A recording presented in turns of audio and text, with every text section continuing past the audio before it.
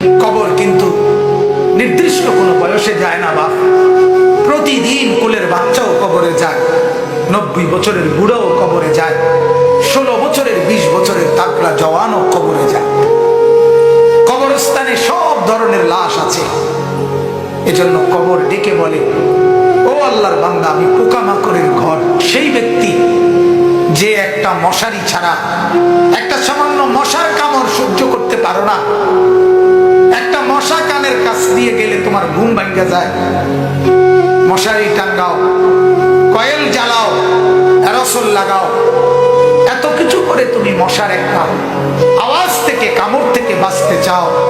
হায় আল্লাহর বান্দা, তো বছরের পর বছর, শত শত বছর কবরের মধ্যে এই পোকামাকড়ের ঘরে কেমনে থাকবে?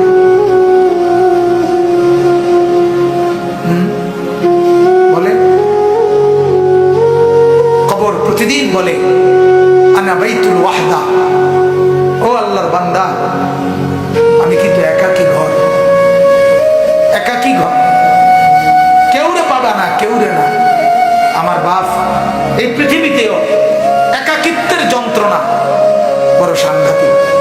আপনার ঘরে যদি লক্ষ কোটি টাকারও মাল সামানা থাকে, খাদ্য খাবার, ফল ফলাদি সব আছে, সব আছে, শুধু স্ত্রী নাই, মা নাই, বাপ নাই, ছেলে নাই, মেয়ে নাই, কেউ নাই, আপনি শুধু একা।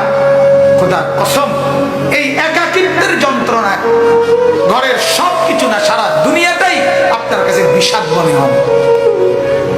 মনে হবে আমার কিছুই নাই।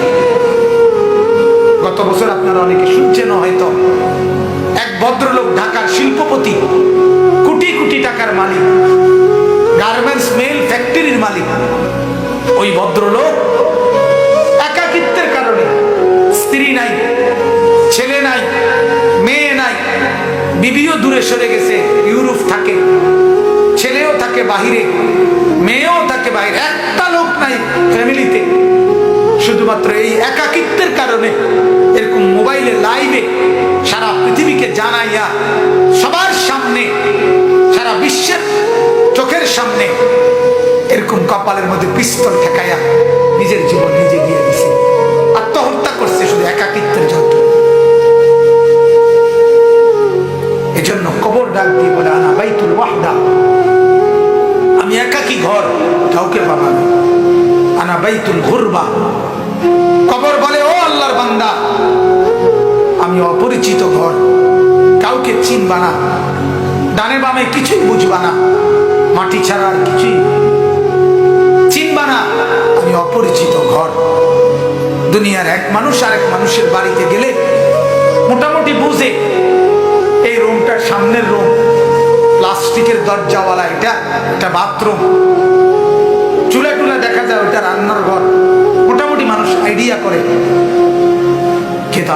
কবর বলে, দুনিয়ার কোনো ঘরের সাথে আমার এই ঘর মিলবে না বাপ, কোনো কিছুর সাথে এটা মিলাইতে পারবে না, অপরিচিত ঘর।